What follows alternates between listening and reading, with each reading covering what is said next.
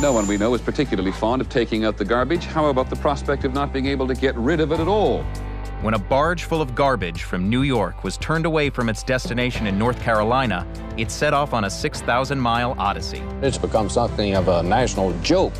The story captivated the nation as the media highlighted a growing garbage crisis. The barge has quickly become a symbol of this country's growing problems with trash. The nation's crisis in disposing of solid waste. Over half the cities in the U.S. will exhaust their current landfills by 1990.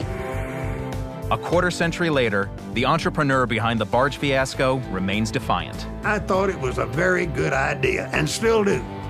The New York garbage barge raised awareness about what was done with the nation's trash. But what really kept the barge at sea so long? And what's changed since then in how we deal with waste?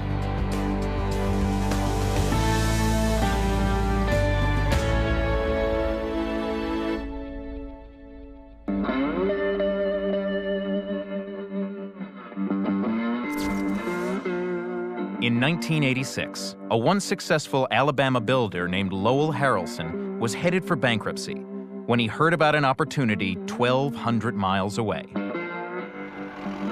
Islip, Long Island's landfill was nearly full, and town officials were desperately looking for a new way to get rid of their trash.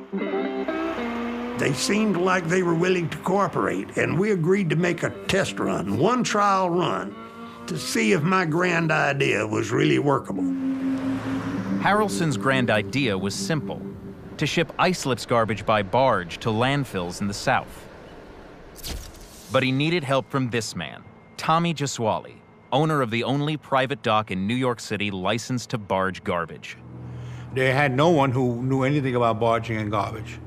So they come to me and they asked me, could I barge garbage from them? Gesuale also lined up investors, chief among them the mafia captain Salvatore Avellino, who later served a decade in prison in connection with the murder of 2 garbage haulers. With $300,000 backing his plan, Harrelson just needed a couple of boats. I had friends in Louisiana in the maritime business, contacted them, and was able to lease me a tugboat with a big barge, the Mobro. The Mobro left port on March 22, 1987, just after Harrelson found a landfill near Morehead City, North Carolina, that seemed willing to accept its cargo. Like a magnet for refuse, the barge by now had collected over 6 million pounds of trash from all over Long Island and New York City. Everybody's garbage. Everybody had a problem getting rid of their garbage. And we were the best game, I guess, at the time. At that point in time, everything looked so good. Take us a good day to get it unloaded and into the landfill. It was the start of something that I had great hopes for. Harrelson predicted profits for disposing of the Mobro's load in the first place, and eventually for generating electricity from the methane gas created as the garbage decomposed.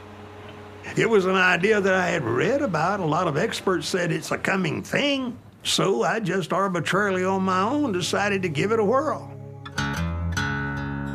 But on April Fool's Day, shortly after the barge docked in North Carolina, a local TV news reporter was at the scene and sparked an outcry.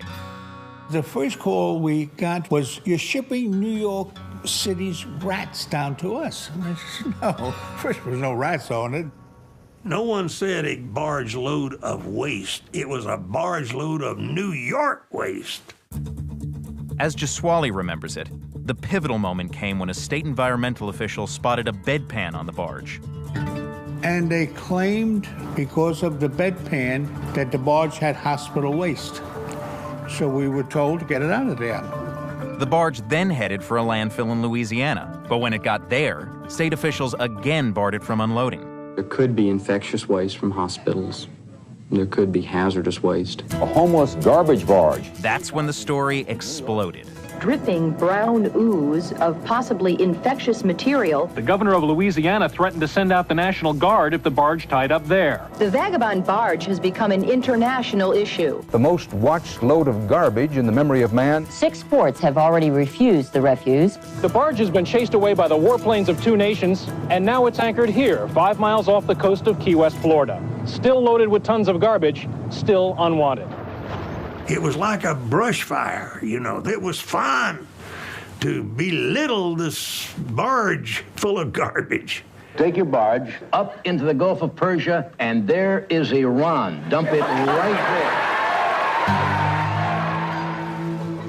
there. Then, in early May, a team from the EPA inspected the barge in Florida and reported finding trash from hospitals, but nothing that was truly hazardous.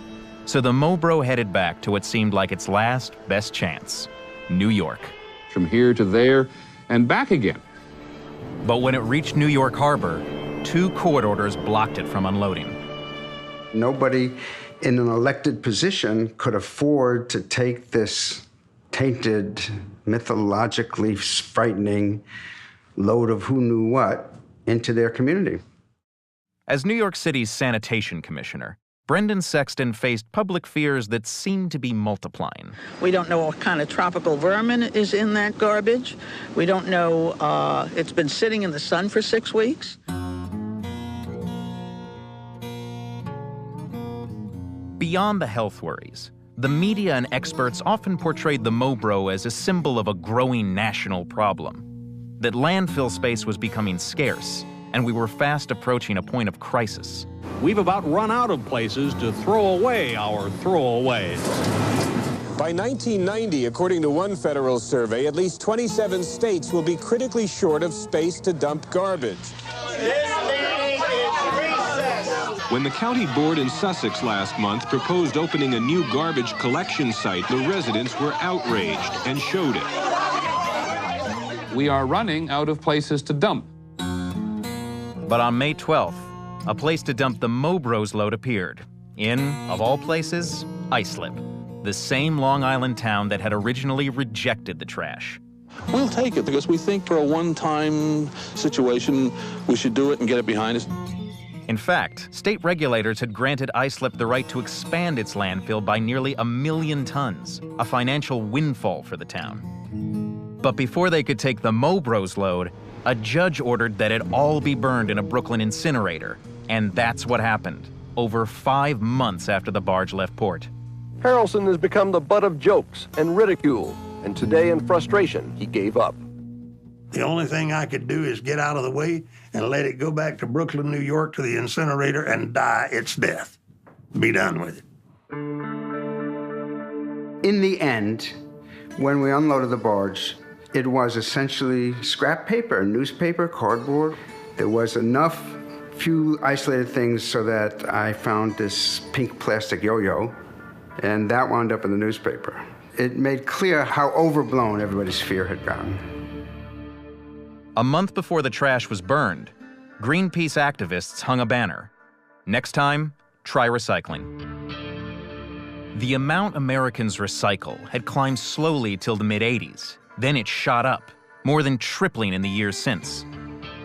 Looking back, the Mobro marked a turning point.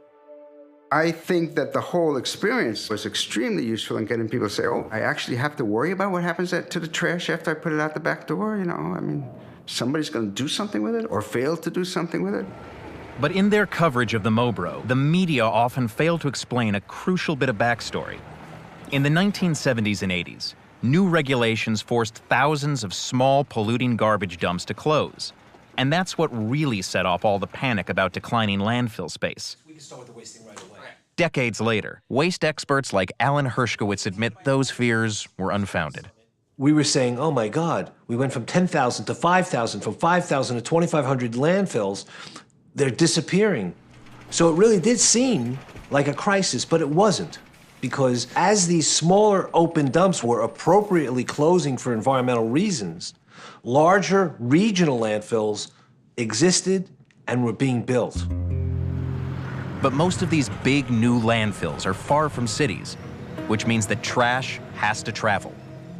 It's a trend Lowell Harrelson spotted early on, according to garbage historian Benjamin Miller.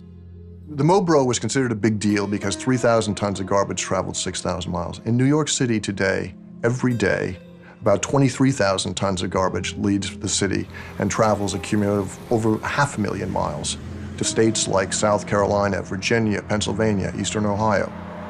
By Miller's estimates, New York City now sends out the equivalent of 7 Mobro barges every day. 50 Mobros every week, 2,600 Mobros a year. These are my 4 barges that I ship garbage. Tommy Jaswali eventually sold his barging station, but his company continues to haul trash by truck. Getting garbage out of New York is still a moneymaker, only because we have no landfills here. So we still got some money to be made moving garbage. The Mobro debacle nearly ruined Lowell Harrelson, and in 2001, his reputation took another hit when he was sentenced to 5 months in prison for evading taxes and lying to a grand jury. But in hindsight, Harrelson's plan to make electricity from garbage looks downright visionary. I think that he was actually trying to develop a model that could be replicated. A commercial model that was, frankly, I think, ahead of its time. Today, nearly 600 landfill gas projects nationwide produce almost 15 billion kilowatt hours of electricity a year. Oh, I do sometimes read about the scale of methane usage today, and my first reaction is not one of remorse. I wish I could have been in it, obviously, but my reaction is more like, wow, I really underestimated that opportunity. It was far greater than I had pictured it to be at the time. At age 78, Harrelson's ambition shows no signs of fading. Soon, he and his wife plan to move to Bolivia, where he hopes to mine and ship iron ore on barges like this one, 15 times larger than the one he made famous in 1987. Hopefully I won't have another Mobro experience.